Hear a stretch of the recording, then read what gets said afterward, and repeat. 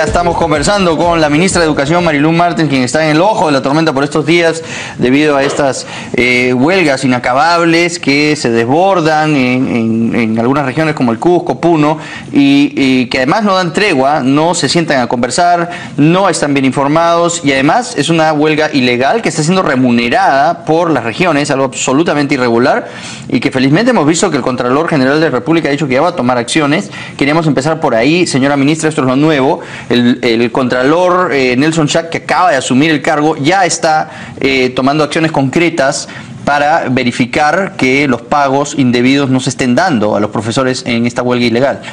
Así es, efectivamente. Nosotros, desde el momento que declaramos improcedente la huelga y vimos que las regiones no estaban haciendo los procedimientos, sino que inclusive muchos apoyaban estas huelgas improcedentes declaradas por el Ministerio de Educación, lo que hicimos es, de acuerdo a nuestras competencias, notificar a la Contraloría General de la República, ¿no?, para que a través de sus órganos de control interno hicieran la veeduría de que docente que no asistía al aula, docente que no cumplía con su labor, era docente que no había que remunerar, ¿no?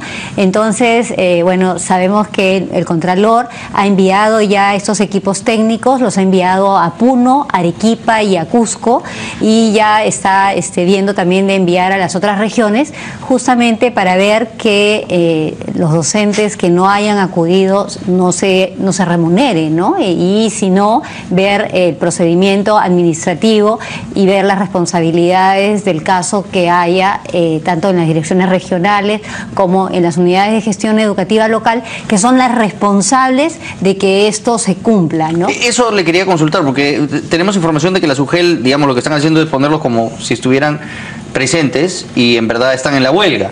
Eso lo que ha dicho el Contralor cuando le hemos consultado sobre esa posibilidad de que eso es un delito ya, ¿no? Eso es un delito, ¿no? El que el profesor vaya y firme un acta, un padrón y se vaya a la huelga, eso es un delito, porque sabemos que los estudiantes... Pero está avalado por la SUGEL, pues, y por las direcciones regionales de educación. Para eso está yendo la Procuraduría, para justamente ser la veedora de que se cumpla, no solamente ver las actas que se han firmado, sino que los cerca de 400.000 estudiantes, que es nuestra preocupación, hayan recibido en estos 40 días el servicio educativo. Pero no lo han recibido, y no lo han recibido. Ya venimos con un año difícil por todos los problemas que hemos tenido por el fenómeno del niño. Ya estábamos recuperándonos de esto y viene esta huelga absolutamente insensata, porque usted ha ido además y ya nos contará qué pasó, a tratar de conversar con estas personas, y al final su equipo de técnicos no se reunió con los profesores. Así es. En este contexto vemos que ya se pone en riesgo que los alumnos puedan terminar el año. Usted ha dicho que le preocupa mucho esto, que ya parece que esto va a ser irrecuperable, y la pregunta es, ¿cómo un maestro, un profesor, puede llegar a este extremo que termina finalmente perjudicando a los alumnos, que deben ser la prioridad en su vida, ¿no? Así es. Nosotros hemos sido, Augusto, invitados por el gobierno regional en 3 ocasiones a mesas técnicas que el gobierno regional abrió, ¿no? La primera mesa técnica que abrió, fuimos y presentaron un pliego de 14 pedidos, ¿no? Entonces nosotros dijimos, ok, vamos a trabajar esta plataforma, vamos a trabajarla, pero esta plataforma no se va a trabajar en un día ni en 2. Esta plataforma de repente va a llevar un par de semanas, pero vamos a trabajarla juntos. Pero mientras tanto, profesores, ustedes regresen a las aulas para que los estudiantes tengan el servicio escolar y no se vean perjudicados por ese trabajo que vamos a hacer el equipo técnico de Minedu y ustedes 40 profesores que están acá presentes. Trabajemos, pero que no se perjudiquen los estudiantes. Parece un pedido sensato. ¿Qué pasó? No quisieron firmar, dijeron que ellos no iban a levantar la huelga hasta que no se solucionaran esa plataforma de 14 puntos, lo cual partíamos ya de puntos inviables, ¿no? Porque era arreglar la deuda social, derogar la ley de la carrera pública magisterial, cosas que ellos sabían que no íbamos a poder llegar a puntos de acuerdo. ¿No les gusta la meritocracia a estos profesores? Yo creo que no querían llegar a ningún acuerdo en esa primera mesa. Entonces, ¿es cierto lo que ha dicho el presidente de que esto está siendo orquestado con fines políticos? Yo creo que algunos de los pedidos sí estaban politizados. Pero después nos invitan a una segunda mesa técnica en la cual esos 14 puntos, esa plataforma de 14 puntos, se reducen a 4 puntos.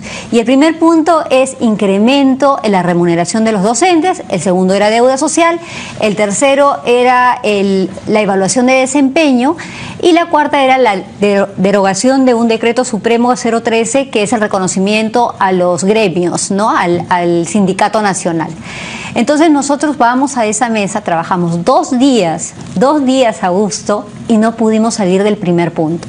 Porque ¿De la remuneración? De la remuneración, porque ¿qué es lo que pedían? Pero ustedes ya han ofrecido aumentar la remuneración. Y ese es un logro. ¿Cómo se planteó esto y cuál va a ser la escala de aumento salarial? A ver, ellos pedían inicialmente que se adelantara el incremento del 2018, que va a ser a 2.000 soles la primera escala, porque según la escala va incrementándose, claro, el salario, la primera escala, que se adelantara a julio de este año, lo cual es imposible. Tú sabes que uno no cuenta con el presupuesto, no, pues, un presupuesto limitado de este año, nosotros no podemos decir, sí, ya vamos a aumentarles. Y además, algo importante es que el incremento de los 2.000 soles está programado para mayo del 2018. Y el presidente, en el acuerdo nacional, en el marco del acuerdo nacional, el día viernes, anunció como algo bueno que iba a adelantar esa promesa que él había hecho, ese incremento a marzo del 2018. O sea, a partir de marzo del 2018, todos nuestros docentes de la primera escala van a ganar 2.000 soles. ¿Qué dicen ellos? No aceptan. Bueno, esa era una promesa del presidente, eso ya no es ningún avance. Pero yo he conversado con el secretario general del SUTEP aquí en este programa y él me ha dicho que esos profesores no están comprendidos bajo su organización, que él sí se ha sentado con usted y han llegado a ciertos acuerdos y que esta huelga ellos no la reconocen tampoco, que es otra facción del SUTEP y que en realidad no pertenece a este sindicato nacional. ¿Cómo es la situación real? En el marco de las huelgas, pero un poquito para cerrar, en el tema de remuneraciones, Augusto, hemos tenido muchos avances y avances realmente significativos con nuestros docentes. Este año, en el 2017, comenzamos con nuestros docentes en la primera escala con una remuneración de 1.550 soles. Y este año les hemos incrementado a 1.780 soles. Todos nuestros docentes en la primera escala han tenido un incremento de 20% en su remuneración. Entonces, hemos mejorado. Y el próximo año, esos mismos docentes van a ganar 2.000 soles. Entonces sí hay una mejora que deben de reconocer, hay una política de mejora remunerativa para ellos, ¿no? Eso es algo importante y es un logro que hemos hecho dentro de las políticas de la carrera. Por eso de los docentes. Lo que le pregunto es quiénes son estos profesores que digamos, están por su lado, no están dentro de las negociaciones sindicales del gran grupo del SUTEP, o sí. ¿O cuántas facciones del SUTEP hay? ¿O no son SUTEP, son otra cosa? Un sindicato nacional con el cual el Ministerio de Educación se sienta y puede compartir, digamos, estos puntos que expone el sindicato nacional, que son los pedidos de los profesores del sindicato nacional, que es el CEN, ¿no? Que ¿Y la relación con ellos es buena? ¿Es positiva? Bueno, se avanza pero con los estos pedidos. Que son intransigentes, ¿de dónde son? Y hay otros que son los sindicatos regionales y también está el sindicato del CONARE, que con eso ellos no nos sentamos porque hay muchos indicios de que ahí hay mucha gente que es participante de Movadef. El Ministerio de Educación no se sienta con ellos.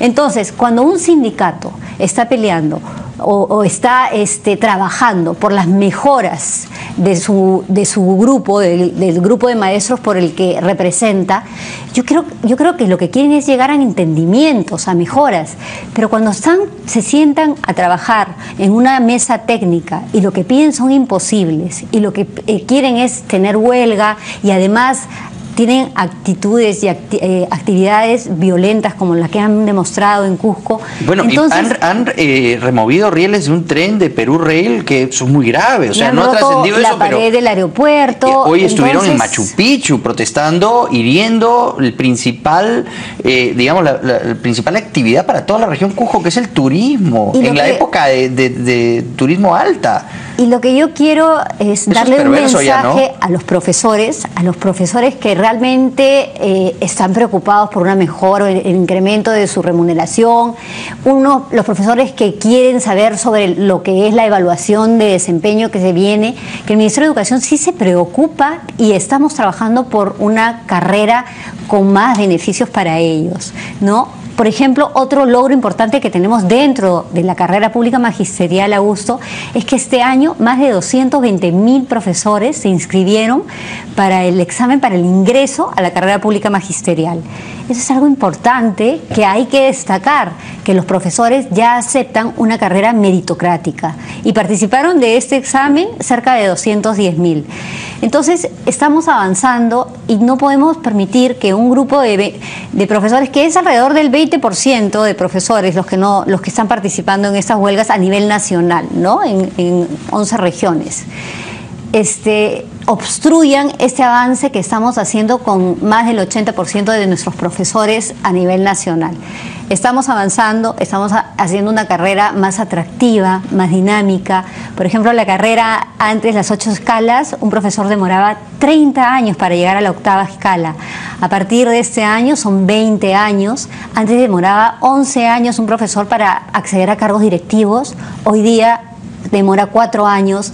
Entonces son avances y reconocimientos que todos nuestros profesores deben de saber y no dejarse llevar por estos dirigentes que están inclusive comunicando mal al profesorado, al gran grupo del profesorado, muchas veces con intenciones políticas. Quería preguntarle antes de terminar por el caso de SUNEDU y la observación que ha hecho. Son 14 universidades que no han presentado debidamente la documentación para seguir operando. ¿Cómo toma usted esto y debe preocuparnos? Yo creo que eso es un avance en la calidad de educación superior universitaria. Son filiales que no estaban no estaban autorizadas. Nosotros saludamos este avance de SUNEDU en la búsqueda de una mejor calidad de la educación superior, y es algo que yo creo que toda la gente reclamaba, ¿no? ¿Cuándo vamos a ver el avance de SUNEDU en la mejora de la educación superior? Hemos licenciado a través de SUNEDU ya 13 universidades, pero no habíamos visto esas universidades que tienen programas que no están autorizados, o esas filiales que no están autorizados, que no cumplen los estándares mínimos de calidad. Ya vemos un trabajo que hoy día, es verdad, van a cerrar estas filiales, pero lo importante es que los estudiantes no sufran las consecuencias de esto. Se está dando las facilidades para los estudiantes para que puedan asistir a otras filiales de las universidades que sí están autorizadas. Para terminar, ¿qué pasó con Simón Bolívar, ministra? Mira, así tengo que pedir disculpas. Tengo que pedir disculpas a todos los peruanos. Ha sido un error garrafal, un error que ya corregimos. ¿Quién está ahí lo que pasa que, lanzando esta información? Además, el Ministerio de Educación no puede cometer ese error. ¿Cómo se sintió cuando vio eso? No, sentí vergüenza. ¿Qué te puedo decir? ¿Quién es el responsable de eso? ¿Y por qué tiene una persona sin experiencia o sin conocimiento debido? Vamos a decir que responsables vamos a hacernos como institución, como ministerio, ¿no? Por eso pido disculpas, como cabeza del ministerio pido disculpas, ha sido un error garrafal. Hemos sacado ahora... Aquí lo tenemos, ¿no? Lo tenemos antes de terminar, lo podemos poner ahí. Ahí está. Lo siento, Bolívar. Ahí está don José de San Martín. El que dijo eso fui yo. Y sigue, ¿no? Oye, le responde, ¿no? Pero no todo el Perú Bolívar. Era libre, faltaba el sur. Bajo mi liderazgo se consolidó la independencia del Perú y América en 1824. Cucho, lección aprendida. Y todavía le ponen su lentecito de... ¿ah? Bueno. Para que te rías, pero ¿aprendiste? ¿Aprendiste algo?